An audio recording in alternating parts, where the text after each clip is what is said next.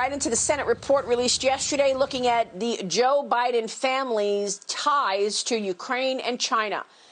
The GOP issued report found that Hunter Biden's financial transactions with Ukrainian, Russian, Kazakh, and Chinese nationals raised criminal concerns. The report also finds that the former vice president's office and State Department officials were aware of Hunter Biden accepting money from these countries, but ignored the concerns relating to Hunter Biden's role on the board of Burisma.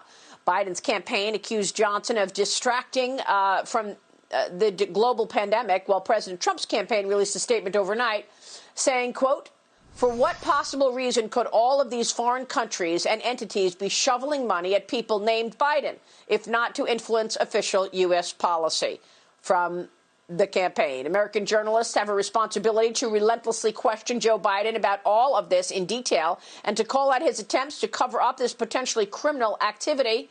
Of course, we haven't had a word of this from the mainstream media. Joining me right now is Wisconsin Senator and Chairman of the Senate Homeland Security and Governmental Affairs Committee, Ron Johnson. Senator, it's great to have you this morning. Thanks very much for being here. Good morning, Maria. Some of these payouts are just stunning, like the money that the former wife of the former mayor of Moscow sent to Hunter Biden. I don't know what that was about, but let's go through the report and please go through the key findings. What struck you most in terms of the money that Hunter Biden accepted from these foreign countries, foreign companies, while his president was vice president, while his father was vice president, rather? Sure. Again, we never sought to target or go after the Bidens. They put themselves in the middle of this with the Hunter's glaring and obvious conflict of interest joining the board of Burisma. So this happened just a couple months after Ukraine had their revolution of dignity, which is really all about ridding Ukraine of corruption. And here we set up this glaring conflict of interest where Hunter Biden was paid $4.2 million. He and his business partner and his businesses, $4.2 million over about 30 months.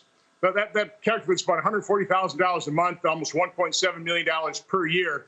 It's a pretty good gig if you've got the right last name. And let's face it, this was all about Wojcicki, the owner of Burisma, trying to gain influence so that the charges, the investigations against him in Ukraine would be dropped.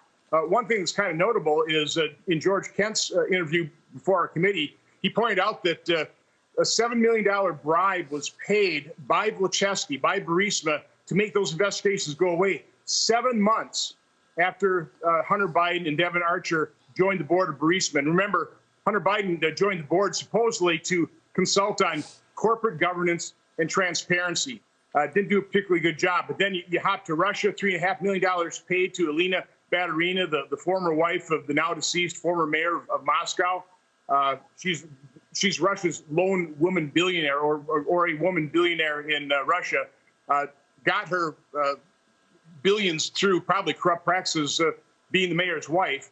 We had a very strange payment from Kazakhstan, $142,000 to buy a car for Devin Archer, and then the millions of cash flow between the intricate web of corporate dealings with the Chinese nationals that have current connections to the communist government and former affiliations with the People's Liberation Army, helping arrange, for example, the purchase by and the control by Chinese business of a U.S. dual parts auto manufacturer. The type of equipment could be used for military purposes by the PLA. Again, it's such an extensive web. There's so many millions of dollars flowing back and forth with those associations.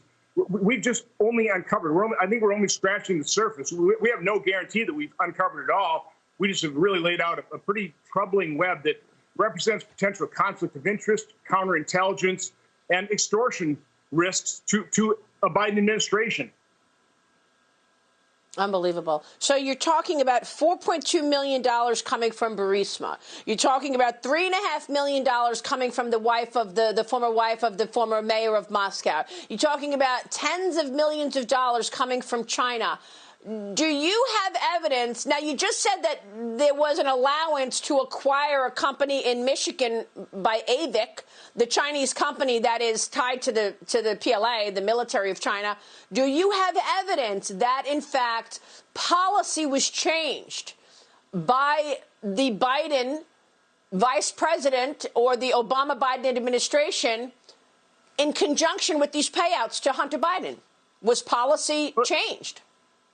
Well, first of all, it's hard to find smoking guns. It's even more difficult when you can't get the documents even out of an administration or the State Department that is supposedly controlled by a Republican president. The problem is his political appointees are at the top of the organization, but just right below that top layer, you still have people loyal to the Bidens that know where the balls are hidden, and they've done a pretty good job hiding the balls. But let's face it, these types of transactions require approval. Approvals through CFIUS, sometimes involve the Secretary of State.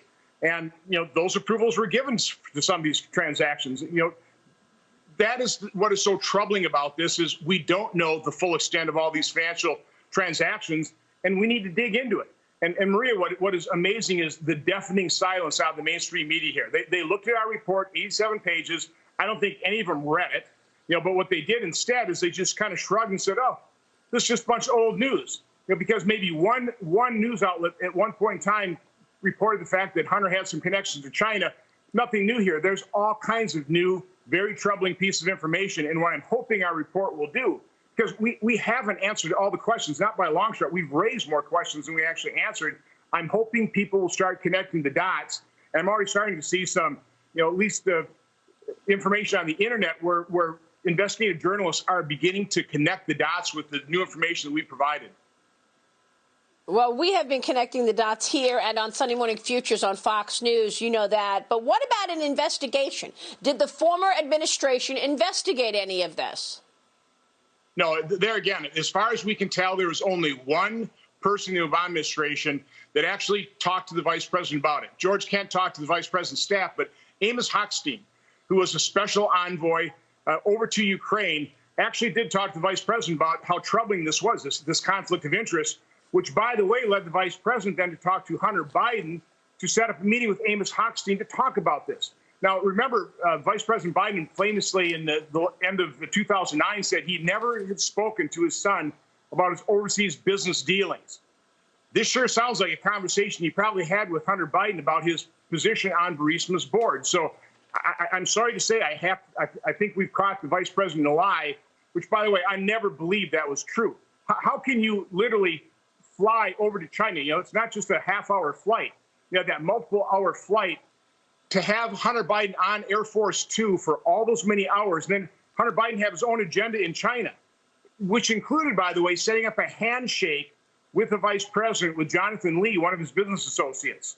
How could you not discuss that? So there's the first question I'd have for the vice president. Do you stand by your statement that you never spoke to Hunter about his overseas business in light of this new information? I think the vice president is going to have a really hard time explaining that if he is ever asked and pressed on it. Yeah, that's a big question. If he is ever asked, we have reached out to Joe Biden many times to join me on this program and on Sunday Morning Futures. He refuses to join me. We will make the call again when I get off the air today to invite Vice President Biden on the program with me to discuss the election and more. Let me ask you about subpoenas. I mean, what about subpoenaing Hunter Biden or even Joe Biden to answer these questions? Where are the Republicans in bringing these witnesses down to face questioning and the consequences, Senator?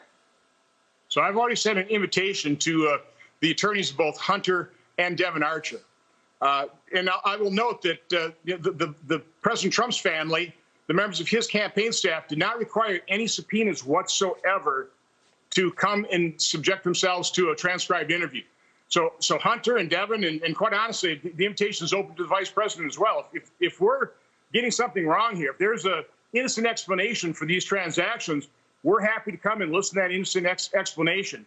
The problem with subpoenas, Maria, is you start going down the path of legal proceedings, and I've only got 3 months left of my chairmanship. I want to conclude this investigation by the end of this Congress so that the American people know what happened, that they have the right to know this.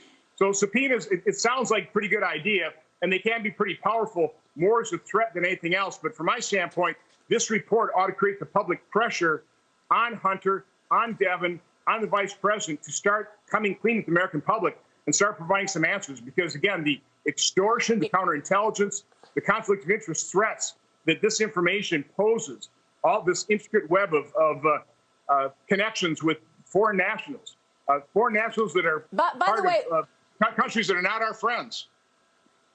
We should point out that John Kerry, who was a sitting cabinet member, his son was also involved. That was Hunter Biden's partner.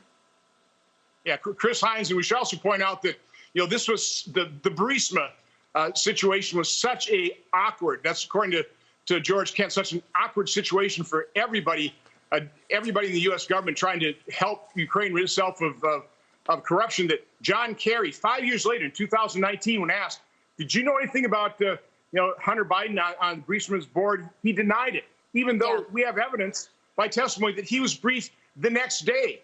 He was given clippings. He was briefed specifically by his chief of staff, who also talked to Hunter about this as well. So, Senator, John Kerry also lied to the American people when he denied that.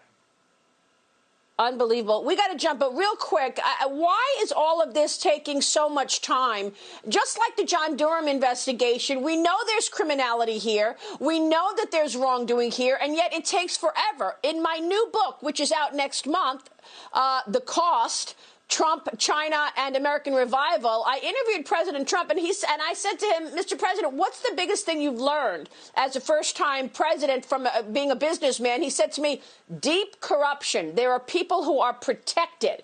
Do you agree with that? That there are people who are just protected, that you just can't investigate? Absolutely. This is probably the most frustrating thing I've ever tried to accomplish, is try and get to the truth. And that's all I've been trying to get to, is the truth.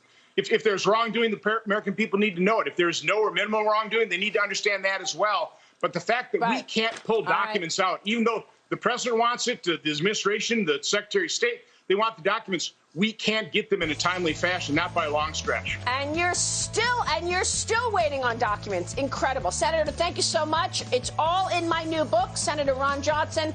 We'll see you soon, sir. Thank you. We'll be right back.